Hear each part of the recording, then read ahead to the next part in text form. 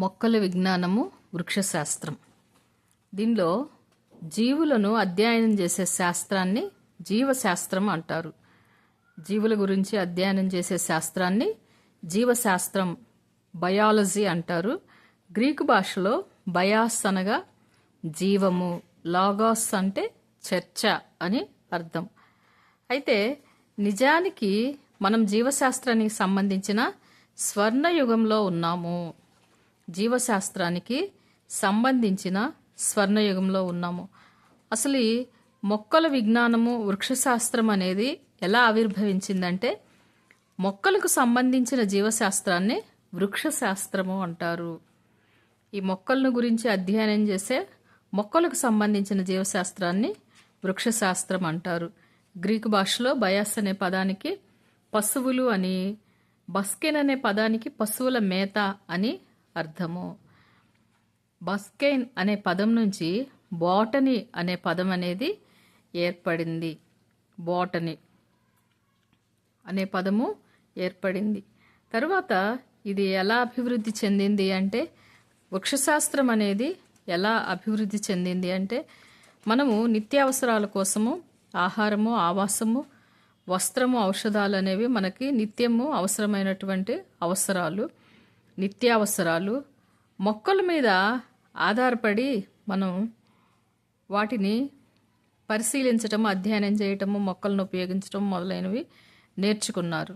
మనం ఆహారంలో భాగంగా మొక్కల్ని ఆహారంగా, ఔషధాలుగా వాడటానికి మనం విస్తృతంగా సమాచారాన్ని సేకరించాము.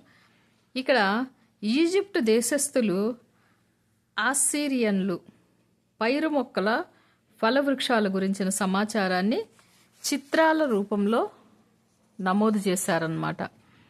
తర్వాత 2500 సంవత్సరాల నాటికి, క్రీస్తుపూర్వం 2500 సంవత్సరాల నాటికే చైనీయులు మొక్కల సాగుల గురించి తెలుసుకున్నారు.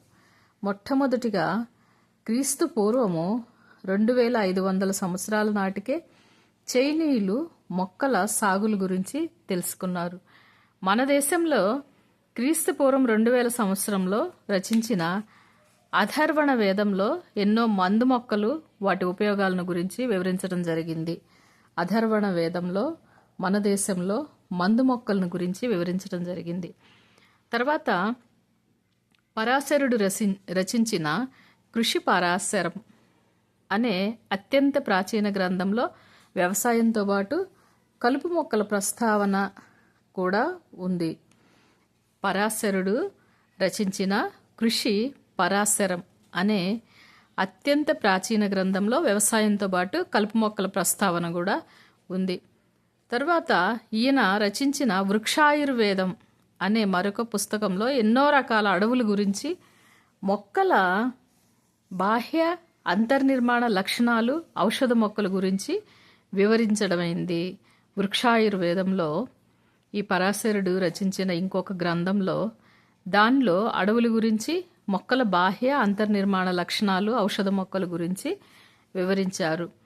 తర్వాత గ్రీకు శాస్త్రవేత్త సోక్రటీసు, ప్లేటో, అరిస్టాటిలు వీళ్ళు వృక్షశాస్త్ర పితగా భావించే థియోపాస్టర్ వీళ్ళు వృక్షశాస్త్రము ఒక శాస్త్రంగా అభివృద్ధి చెందడానికి గ్రీకు శాస్త్రవేత్తలైన సోక్రటీసు, ప్లేటో, అరిస్టాటిలు ఈ ముగ్గురు ముఖ్యంగా కారకులవగా, వృక్షశాస్త్ర పితగా థియోపాస్టర్ని పిలిచేవారు. అయితే క్రీస్తుపూర్వం 340లో రచించిన ది హిస్టోరియా ప్లాంటారం అనే గ్రంథంలో సుమారు 500 మొక్కల బాహ్య అంతర్నిర్మాణ లక్షణాలను వివరించారు.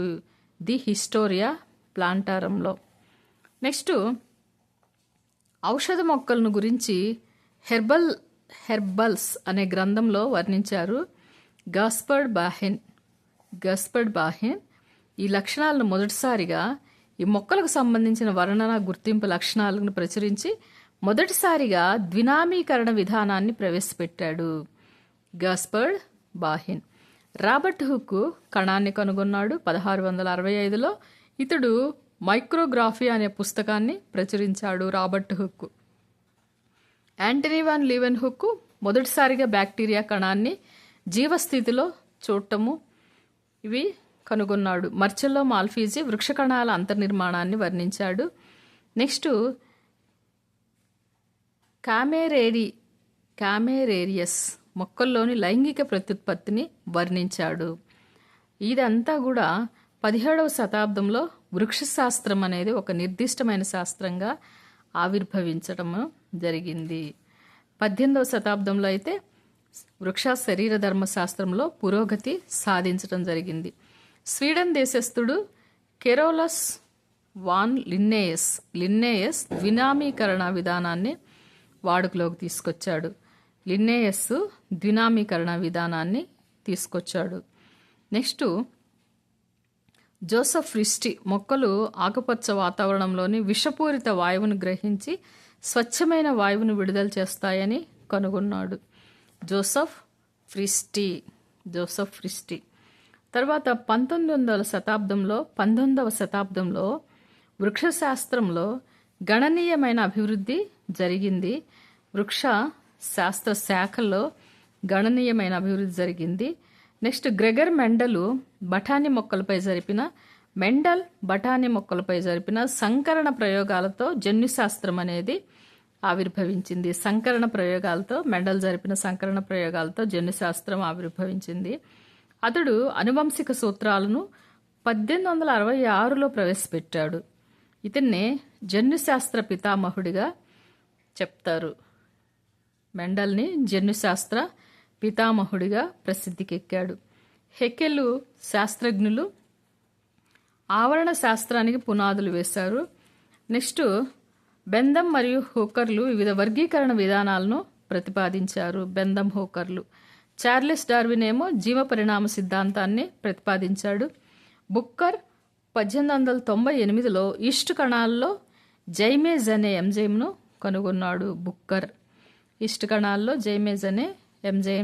కనుగొన్నాడు. నెక్స్ట్ హ్యూగో డీవ్రిస్ మొక్కలలో ఉత్పరివర్తనాలు కనుగొన్నాడు. తరువాత ఇది సట్టర్ బవేరిలా అనువంశికతలో క్రోమోజోముల పాత్ర. అంటే వాట్సన్ క్రిక్లలో డిఎన్ఏ ద్విసర్పిల నిర్మాణాన్ని కనుగొన్నారు. వాట్సన్ మరియు క్రిక్ 1953 సంవత్సరంలో డిఎన్ఏ ద్విసర్పిల నిర్మాణాన్ని కనుగొన్నారు. నెక్స్ట్ ఫ్రాంకిల్ కోన్రాడ్ ఆర్ఎన్ఏ జన్యు ఉత్పరివర్తనాలను కనుగొన్నాడు. హరిగోవింద ఖురానా కృత్రిమ జన్యు సంశ్లేషణాన్ని కనుగొన్నాడు. నెక్స్ట్ వీళ్ళు మహేశ్వరి కణజాల వర్ధనం లాంటివి కనుగొన్నారు. కణజాల వర్ధనాన్ని కనుగొన్నారు. నెక్స్ట్ 20వ శతాబ్దంలో వృక్ష శరీర ధర్మశాస్త్రంలో గణనీయమైన అభివృద్ధి జరిగింది. ఈడబ్ల్యూ వెంట్ ఆక్సిజన్ను గుర్తించాడు. హన్స్ క్రెబ్స్వాలియంని కనుగొన్నాడు. అంటే శ్వాసక్రియలో సిట్రిక్ ఆమ్ల పదం లేదా ట్రైకార్బోక్సిలిక్ ఆమ్లాన్ని కనుగొన్నాడు. Next Robert hill, Reuben ఆర్నాన్, Emerson మొదలైన వాళ్ళు కిరణజన్య సంయోగ క్రియలోని కాంతి దశను వివరించారు.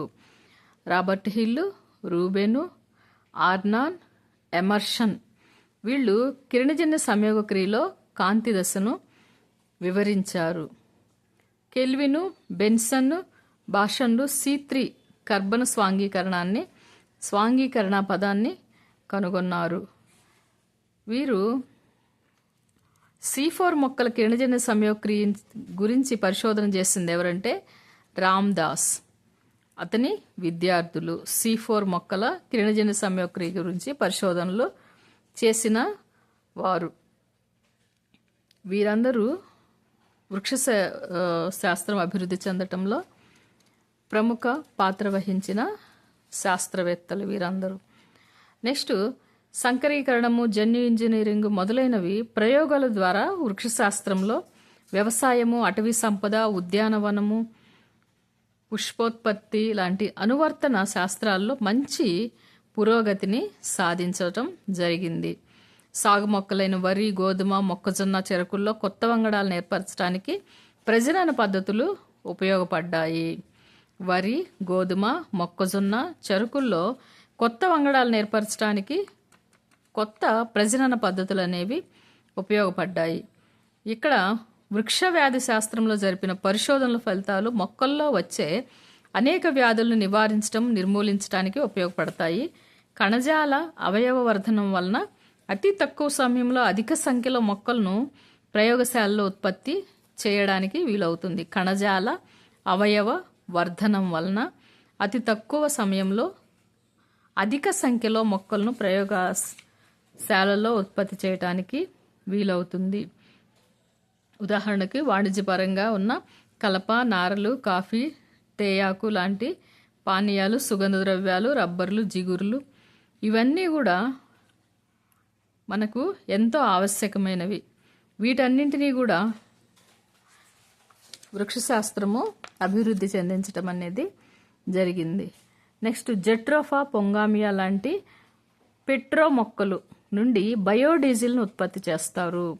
జెట్రోఫా పొంగామియా లాంటి పెట్రో మొక్కల నుండి బయోడీజిల్ను ఉత్పత్తి చేస్తారు.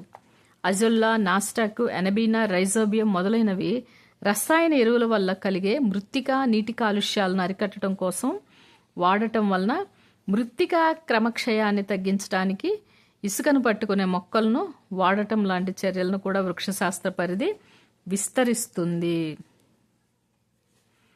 నెక్స్ట్ కలుపు మొక్కల నుంచి, చాలా సముద్రపు కలుపు మొక్కల నుంచి అగార్, అయోడిన్, అగార్ తయారు చేయటం లాంటివి ప్రస్తుతం అవసరాల కోసం సమకాలీన ప్రపంచంతో వృక్షశాస్త్రాన్ని మనము అవకాశాన్ని సూచిస్తాయి. విభాగాలు, మనం వృక్షశాస్త్రంలో వివిధ విభాగాలు ఉన్నాయి. ఆ విభాగాలు ముఖ్యంగా ఏంటంటే స్వరూప శాస్త్రము. స్వరూప శాస్త్రము మొక్కల్లోని వివిధ భాగాల అధ్యయనానికి, వర్ణనకు సంబంధించిన ఇది మొక్కల వర్గీకరణ, మౌలిక ఆధారము మొదలైనవి దీనిలో వివరించడం జరుగుతుంది. ఈ స్వరూప శాస్త్రాన్ని రెండు భాగాలుగా విభజించవచ్చు. బాహ్య స్వరూప శాస్త్రము, అంతర్స్వరూప శాస్త్రం. బాహ్య స్వరూప శాస్త్రం మొక్కల్లోని వేరు, కాండం, పత్రం, పుష్పం, ఫలం, విత్తనము మొదలైన లక్షణాలను అధ్యయనం చేస్తే దాన్ని బాహ్య స్వరూప శాస్త్రం అంటారు. అంతర్స్వరూప శాస్త్రం అంటే అంతర్నిర్మాణాన్ని తెలుపుతుంది. దీనిలో అంతర్స్వరూప శాస్త్రంలో రెండు శాఖలుగా విభజించవచ్చు: కణజాల శాస్త్రము, అంతర్నిర్మాణ శాస్త్రం. కణజాల శాస్త్రం అంటే కణజాలాలను అధ్యయనం చేసే శాస్త్రాన్ని కణజాల శాస్త్రం అంటారు. మొక్కల్లో కణజాలాలను అధ్యయనం చేసే శాస్త్రాన్ని కణజాల శాస్త్రం అంటారు. అంతర్నిర్మాణ శాస్త్రం అంటే వేరు, కాండం, పత్రం, పుష్పంలో అంతర్నిర్మాణాన్ని గురించి వివరించే శాస్త్రాన్ని అంతర్నిర్మాణ శాస్త్రం అంటారు. కణజాల శాస్త్రం అంటే కణాంగాల నిర్మాణము, విధులు, వాటి వృద్ధిని సంబంధించి వివరించే శాస్త్రం.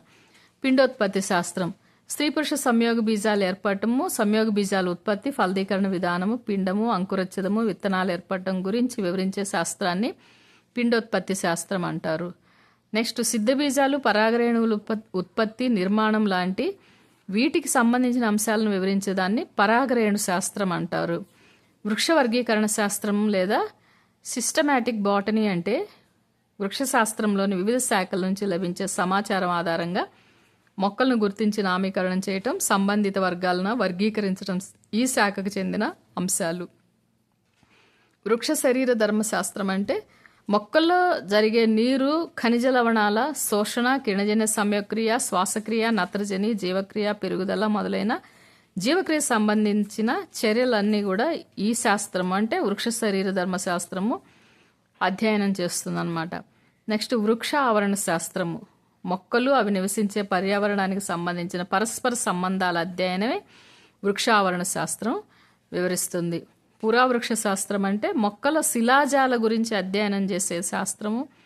నెక్స్ట్ మొక్కల్లో పరిణామ క్రమాన్ని అర్థం చేసుకోవటానికి కూడా వీలు పడుతుంది పురావృక్ష శాస్త్రం ద్వారా. జన్యు శాస్త్రము జన్యువుల నిర్మాణము, వాటి సంశ్లేషణ, అనువంశికత, ఉత్పరివర్తనాలు ఇలాంటివన్నీ అంశాలను గురించి అధ్యయనం చేసే శాస్త్రం జన్యు శాస్త్రం. వృక్ష భౌగోళిక శాస్త్రము గత కాలంలో, ప్రస్తుత కాలంలో, భూమండలంలో వివిధ ప్రాంతాల్లో మొక్కల వితరణ గురించి అంటే అంతకు ముందు ఉన్న మొక్కలు, ఇప్పుడు ప్రస్తుత కాలంలో ఉన్న మొక్కల యొక్క వితరణను గురించి అధ్యయనం చేసే శాస్త్రము వృక్ష భౌగోళిక శాస్త్రము. వృక్షవ్యాధి శాస్త్రం మొక్కల్లో వ్యాధికారకాలు, వ్యాధి లక్షణాలు, నియంత్రణ పద్ధతులను గురించి అధ్యయనం చేసే శాస్త్రం వృక్షవ్యాధి శాస్త్రం. శైవల శాస్త్రం అని పత్రహరితం కలిగిన స్వయం పోషకాలుగా జీవించే ధాలోఫైటా మొదలైన శైవలాలను గురించి సంబంధించి అధ్యయనం చేసే శాస్త్రాన్ని శైవల శాస్త్రం అంటారు. శిలీంద్ర శాస్త్రము పత్రహరిత రహితమై పరపోషితాలుగా జీవించే ధాలోఫైటా మొక్కలైన శిలీంధ్రాలను గురించి అధ్యయనం చేసే శాస్త్రాన్ని శిలీంద్ర శాస్త్రం అంటారు. లైకెనాలజీ ఒక శైవలం ఒక శిలీంద్రం పరస్పరం ఆధారపడుతూ సహజీవనం గడిపే ప్రత్యేక వర్గపు మొక్కలైన లైకెన్ల గురించి అధ్యయనం చేసే శాస్త్రాన్నే లైకెనాలజీ అంటారు. బ్రయాలజీ వృక్షరాజ్యపు ఉభయచరాలైన బ్రయోఫైటా మొక్కలను గురించి అధ్యయనం చేసే శాస్త్రాన్ని బ్రయాలజీ అంటారు. బ్రయోఫైట్లను గురించి అధ్యయనం చేసే శాస్త్రాన్ని బ్రయాలజీ అంటారు. టెరిడాలజీ అంటే పుష్పించని మొక్కలైన టెరిడోఫైట్ల మొక్కల గురించి అధ్యయనం చేసే శాస్త్రాన్ని టెరిడాలజీ అంటారు. నెక్స్ట్ ఈ వృక్షరాజ్యం చూస్తే వృక్షరాజ్యంలో దీని గురించి మనం చూస్తే పరపోషితాలు శిలీంధ్రాలు, కేంద్రక పూర్వ జీవులైన మొనీరా, కణకవచం గల ఏకకణ జీవుల ఏకకణ నిజకేంద్రక ప్రతిష్టాలు ఇవన్నీ కూడా మన వృక్షరాజ్యంలో ఉంటాయి. శైవలాలు, బ్రయోఫైటా మొక్కలు, టెరిడోఫైటా మొక్కలు, వివృతి బీజాలు, ఆవృతి బీజాలు ఇవన్నీ కూడా ప్లాంటే వృక్షరాజ్యం కిందకి వివరించడం జరిగింది. శైవలాలు, బ్రయోఫైటా, టెరిడోఫైటా మొక్కలను క్రిప్టోగ్రామ్స్ లేదా పుష్పించని మొక్కలుగాను, శైవలాలు, బ్రయోఫైటా, టెరిడోఫైటా మొక్కలను క్రిప్టోగ్రామ్స్ లేదా పుష్పించని మొక్కలుగాను, వివృత ఆవృత బీజాలను పెనిరోగ్రామ్స్ లేదా పుష్పించే మొక్కలు లేదా స్పెర్మటోఫైట్లుగా బీజయుత మొక్కలుగాను విభజించడం జరిగింది. ఇక్కడ శైవలాల గురించి చూస్తే శైవలాలు అనేవి పత్రహరితం కలిగిన సరళమైన ధారస్సు కలిగి స్వయం పోషకమైన చాలా వరకు ఇవి నీటిలో మంచి నీటి లేదా సముద్రపు నీటిలో పెరిగే జీవులు అన్నమాట. ఈ శైవలాలు కణకవచం అనేది సెల్యులోజ్ లేదా ఇతర కార్బోహైడ్రేట్లను కలిగి ఉంటుంది. కొన్ని శైవలాలు అంటే క్లోరోఫిల్స్, కెరోటనాయిడ్స్తో పాటు ఫైకోబియన్లు అనే ప్రత్యేక వర్ణ పదార్థాలను కలిగి ఉంటాయి. ఈ శైవలాలు అనేవి ఇవి నిలువ పదార్థాలను పిండి పదార్థ రూపంలో ఉంటాయి ఈ శైవలాల్లో. నెక్స్ట్ ఉదాహరణకి శైవలాలు ఆల్బిన్, కర్రాజిన్ అంటే ఎరుపు వర్ణ శైవలాలు, వాణిజ్యపరంగా వీటిని వాడతారు. ఆల్జిన్ గోధుమ వర్ణ శైవలాలు, కర్రాజిన్ అంటే ఎరుపు వర్ణ శైవలం, వీటిని వాణిజ్యపరంగా ఎక్కువగా వాడుతూ ఉంటారు. ఇవి ఉత్పత్తుల్లో జెలిడియం, గ్రాసిలేరియం నుంచి ఉత్పన్నమయ్యే ఉత్పత్తుల్లో జున్నుగడ్డి సూక్ష్మజీవులను పెంచడానికి, ఐస్ క్రీంలు, జెల్లీల తయారీలో వాడటము, లామినేరియా వంటి కిల్ఫుల్ నుండి అయోడిన్ను సేకరిస్తారు. ఇక్కడ జెలిడియం, గ్రాసిలేరియా నుంచి లభ్యమయ్యే ఉత్పత్తుల్లో ఒకటైన జున్నుగడ్డి సూక్ష్మజీవులను పెంచడానికి, ఐస్ క్రీంలు, జెల్లీల తయారీల్లో వీటిని ఉపయోగిస్తారు. నెక్స్ట్ లామినేరియా వంటి కెల్ఫుల్ నుండి అయోడిన్ను సేకరిస్తారు. లామినేరియా కెల్ఫుల్ నుండి అయోడిన్ను సేకరిస్తారు. నెక్స్ట్ క్లోరెల్లా స్పైరులినా అనే ఏకకణ శైవలాలను ఇవి ఎక్కువగా అంతరిక్ష యాత్రికులు ఆహారంగా ఉపయోగిస్తారు. వేటిని అంటే క్లోరెల్లా స్పైరులినా అనే ఏకకణ శైవలాలను అంతరిక్ష యాత్రికులు ఆహారంగా ఉపయోగిస్తారు. నెక్స్ట్ ఈ శైవలాలను ముఖ్యంగా 3 రకాలుగా విభజించవచ్చు. క్లోరోఫైసి, పియోఫైసి, రోడోఫైసి అనే 3 తరగతులుగా విభజిస్తారు. ఈ క్లోరోఫైసికి చెందిన శైవలాలు సాధారణంగా ఆకుపచ్చ శైవలాలు అంటారు. క్లోరోఫైసికి చెందిన శైవలాలను ఆకుపచ్చ శైవలాలు అంటారు. ఇవి ఎక్కువగా పైరెనాయిడ్లు అనబడే ఆహార నిల్వలు చేసుకునే నిర్మాణాలుగా ఉంటాయి. క్లోరోఫైసికి చెందిన శైవలాలు. నెక్స్ట్ ఇవి శాఖీయ ప్రత్యుత్పత్తి సాధారణంగా ముక్కలవడం ద్వారా జరుగుతుంది. క్లోరోఫైసికి చెందిన తరగతిలో శాఖీ ప్రత్యుత్పత్తి అనేది సాధారణంగా ముక్కలవటం ద్వారా జరుగుతుంది. అలైంగిక ప్రత్యుత్పత్తి గమనసిద్ధ బీజాలు ఏర్పడే కశాభియుత గమనసిద్ధ బీజాల వలన జరుగుతుంది. లైంగిక ప్రత్యుత్పత్తి అనేది లైంగిక కణాలు ఏర్పడటం వలన ఇది జరుగుతుంది అని మనం గమనించవచ్చు. నెక్స్ట్ ఇది సమ సంయోగము, అసమ సంయోగం లేదా అండ సంయోగంగా చెప్పవచ్చు. లైంగిక ప్రత్యుత్పత్తి సమ సంయోగము, అసమ సంయోగము, అండ సంయోగంగా ఉండవచ్చు. ఇది ఉదాహరణకి క్లోమిడోమోనాస్, వాల్వాక్స్, యులోథిక్స్, స్పైరోగైరా సాధారణంగా కనిపించే ఆకుపచ్చ శైవలాలకి ఉదాహరణ. క్లోమిడోమోనాస్, వాల్వాక్స్, యులోథిక్స్, స్పైరోగైరా ఇవి ఆకుపచ్చ శైవలాలకి ఉదాహరణ. Next Phaeophyceae. ఈ ఫియోఫైసిక్ తరగతికి చెందిన శైవలాలని గోధుమ వర్ణ శైవలాలు అంటారు. ముఖ్యంగా ఇవి సముద్ర జలాల్లో ఎక్కువగా ఉంటాయి. ముఖ్యంగా గోధుమ వర్ణ శైవలాలు సముద్ర జలాల్లో ఎక్కువగా ఉంటాయి. ఇవి నెక్స్ట్ రోడోఫైసి. రోడోఫైసి మొక్కల్లో ఫైకో ఎరిత్రిన్ అనే ఎరుపు వర్ణ ద్రవ్యం ఎక్కువగా ఉండటం వల్ల వీటిని ఎరుపు వర్ణ శైవలాలు అంటారు. రోడోఫైసికి చెందిన శైవలాలు ఎక్కువగా ఈ మొక్కల్లో ఫైకో ఎరిత్రిన్ అనే ఎరుపు వర్ణ ద్రవ్యం ఎక్కువగా ఉండటం వలన వీటిని ఎరుపు వర్ణ శైవలాలు అని చెప్పేసి పిలుస్తారు. నెక్స్ట్ ఈ శైవలాలు మొక్కలవటం ద్వారా శాఖీయోత్పత్తిని జరుపుకుంటాయి. కొన్ని సిద్ధబీజాలు ఏర్పడటం వలన చలనరహిత సంయోగ బీజాల ద్వారా ఇవి సిద్ధబీజాల ద్వారా లైంగిక ప్రత్యుత్పత్తిని జరుపుకుంటాయి. కొన్ని స్త్రీబీజ కోశాన్ని ఇవి స్త్రీ పురుష సంయోగ బీజాలు స్పైరోషియం అనే కూజా ఆకారంలో ఉన్న స్త్రీ సంయోగ బీజాన్ని కార్పోగోనియం అని, కశాభరహిత పురుష సంయోగ బీజాన్ని స్పెర్మేషియం అని అంటారు. ఈ ఫలదీకరణము అండ సంయోగ పద్ధతిలో క్లిష్టమైన ఫలదీకరణం అనేది జరుగుతుంది. అండ సంయోగ పద్ధతిలో ఇక్కడ ఫలదీకరణం జరుగుతుంది. నెక్స్ట్ బ్రయోఫైట్లు. కొండల్లో తేమగా ఉన్న నీడ ప్రాంతాల్లో ఎక్కువగా పెరిగే లివర్వర్ట్, హార్న్వర్ట్, మాస్ మొక్కలు బ్రయోఫైటాకు చెందినవి. కొండల్లో తేమ ఉన్న నీడ ప్రాంతాల్లో పెరిగే లివర్వర్ట్, హార్న్వర్ట్, మాస్ మొక్కలు బ్రయోఫైటాకి చెందినవి. ఇవి ఆదిమమైన నేల మొక్కలు.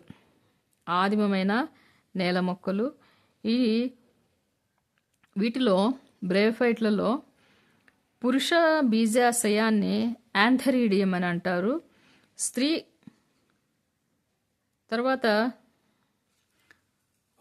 పురుష బీజాశయాన్ని యాంథరీడియం అని, ద్వికశాభియుత చలన పురుష బీజాలను ఉత్పత్తి చేస్తాయి ఇవి యాంథరీడియం అనేది. ఆర్కిగోనియం అనే స్త్రీ బీజాశయము, పురుష బీజాశయాన్ని యాంథరీడియం అని, స్త్రీ బీజాశయాన్ని ఆర్కిగోనియం అని అంటారు బ్రయోఫైటాలో. నెక్స్ట్ పురుష బీజము ఒక స్త్రీ బీజ కణంతో సంయోగం చెంది సంయోగ బీజాన్ని ఏర్పరుస్తుంది. ఈ రకం సంయోగాన్ని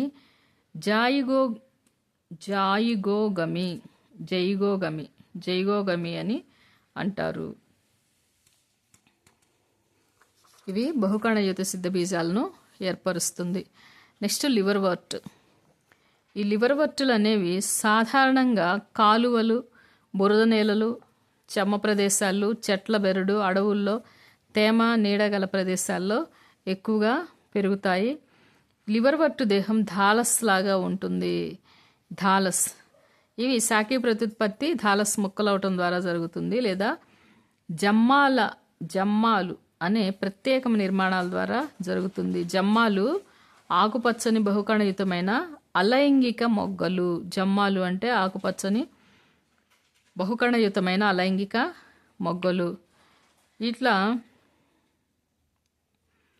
ఇవి పాదము, గుళిక, స్త్రీ పురుష సంయోగ బీజాలు థాలస్ మీద కానీ వేర్వేరు థాలస్ మీద కానీ ఏర్పడతాయి. సిద్ధ బీజాశయము పాదము, కాడ, గుళిక విభేదనం చెంది ఉంటుంది. సిద్ధ బీజదము క్షయీకరణ విభజన తరువాత గుళికలో సిద్ధ బీజాలు ఏర్పడి తర్వాత ఏర్పడతాయి. మార్కాన్షియా లాంటి జాతుల్లో గుళికలో ఇలేటర్లు ఏర్పడి సిద్ధబీజాల వ్యాప్తికి సహాయపడతాయి. మార్కాన్షియా లాంటి కొన్ని జాతుల్లో ఇవి ఇలేటర్లు ఏర్పడి సిద్ధబీజాల వ్యాప్తికి సహకరిస్తాయి. నెక్స్ట్ హార్న్వర్ట్. యాంథోసిరాస్లో హార్న్వర్ట్ మొక్క దేహం ధాలస్లాగా ఉండి రైజాయిడ్లను కలిగి ఉంటుంది. రైజాయిడ్లను కలిగి ఉంటుంది. ఇవి గుళిక సిద్ధబీజాలను ఆనృత ఇలేటర్లను తయారు చేస్తుంది. గుళిక ఇక్కడ సిద్ధబీజాలు అనేవి పొడవైన కొమ్ముల్లాగా ఉంటాయి. సిద్ధబీజాశయము పాదాన్ని విభాజ్య కణావళిని గుళికను కలిగి ఉంటుంది. గుళిక సిద్ధబీజాలను ఆనృత ఇలేటర్లను తయారు చేస్తుంది. నెక్స్ట్ మాస్ మొక్కలు. మాస్ మొక్కల్లో ఇక్కడ చూస్తే ప్రధానంగా కనిపించేవి 2 దశలు గల సిద్ధబీజము. మొదటిది సిద్ధబీజం నుండి నేరుగా ఏర్పడే శైశవ దశ లేదా ప్రథమ తంతువు దశ. నెక్స్ట్ ఇది రెండవది ఏంది అంటే రెండో దశ ప్రథమ తంతు యొక్క పార్శ్వ అబ్బురపు మొగ్గ నుంచి ఏర్పడే ప్రౌఢ దశ. రెండవ దశ పార్శ్వ అబ్బురపు మొగ్గ నుండి ఏర్పడే ప్రౌఢ దశ. ఇది మాస్లో కనిపిస్తుంది మనకు. టెరిడోఫైట్ల గురించి చూస్తే క్లబ్ మాస్లు, హాస్టెయిల్స్, ఫెర్నులు మొదలైన టెరిడోఫైటాకు చెందిన మొక్కలు టెరిడోఫైటా మొక్కలు ఔషధాల కోసం మృత్తికా బంధకాలుగాను ఉపయోగిస్తారు. ఔషధాలు మరియు మృత్తికా బంధకాల కోసం వీటిల్ని ఉపయోగిస్తారు టెరిడోఫైటాకు చెందిన మొక్కలు. అయితే ఇవి నాళికా కణజాలాలను కలిగిన నేల మీద నివసించే మొక్కల్లో మొదటివి నాళికా కణజాలం కలిగినవి టెరిడోఫైట్లు అన్నమాట.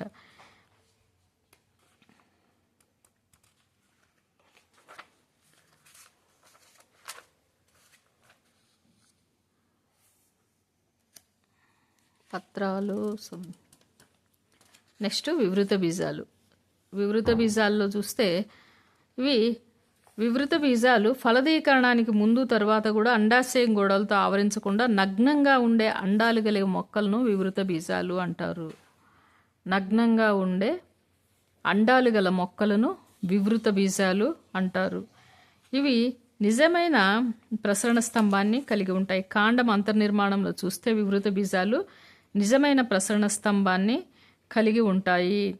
ఇవి నాళికా పుంజాలు సంయుక్తం సహపార్శ్వం వివృతం దారువుతో దారునాళాలు పోషక కణజాలాలతో సహకణాలు ఉండవు. సహకణాలు అనేవి ఉండవు వివృత బీజాల్లో. ద్వితీయ వృద్ధి జరుగుతుంది వివృత బీజాల్లో. ద్వితీయ వృద్ధి అనేది జరుగుతుంది. ఇక్కడ బహుకణయుత స్త్రీ సంయోగ బీజదము స్థూల సిద్ధ బీజాశయంలోనే ఉండి అంకురచ్ఛదం అని పిలువబడుతుంది అన్నమాట. అంకురచ్ఛదం అనేది ఏర్పడుతుంది వివృత బీజాల్లో. నెక్స్ట్ ఇంపార్టెంట్ పాయింట్స్ ఇంకోటి ఏంటంటే నెక్స్ట్ ఆవృత బీజాలు. ఆవృత బీజాల్లో నగ్న అండాలు గల వివృత బీజాల్లాగా కాకుండా ఆవృత బీజాలు సాధారణంగా పుష్పించే మొక్కల్ని పిలుస్తారు. సాధారణంగా పుష్పించే మొక్కలని ఆవృత బీజాలు అని చెప్పి పిలుస్తారు. ఇవి దారునాళాలు ఎట్లా ఉంటాయంటే దారువులోని ప్రథమ ప్రసరణ మూలకాలు దారునాళాలు పోషక కణజాలం సహకణాలను కలిగి ఉంటాయి. దారునాళాలు పోషక కణజాలము సహకణాలను కలిగి ఉంటాయి. అండకోశం లేదా ఫలదళము పుష్పంలోని స్త్రీ లైంగిక అవయవము. ఇది అండకోశం లేదా ఫలదళం అనేది పుష్పంలోని స్త్రీ లైంగిక అవయవంగా చెప్పవచ్చు. కేసరాలేమో పురుష లైంగిక అవయవాలు. పుష్పించే మొక్కల్లో పురుష లైంగిక అవయవాలు కేసరాలు. అండకోశం అనేది స్త్రీ లైంగిక అవయవము. ఇది ఫలదళాలని కలిగి ఉంటుంది. నెక్స్ట్ ఆవృత బీజాల్లో ఒక పురుష బీజం స్త్రీ కణంతో సంయోగం చెంది సంయుక్త బీజాన్ని ఏర్పరుస్తుంది. దీన్నే సంయుక్త సంయోగం లేదా సంయుక్త సంయోగం అంటారు. రెండో పురుష బీజం ద్వైస్థితిక ద్వితీయ కేంద్రకంతో సంయోగం చెంది త్రయస్థితిక ప్రాథమిక అంకురచ్ఛద కేంద్రకాన్ని ఏర్పరుస్తుంది. దీన్ని స్త్రీ సంయోగం అంటారు.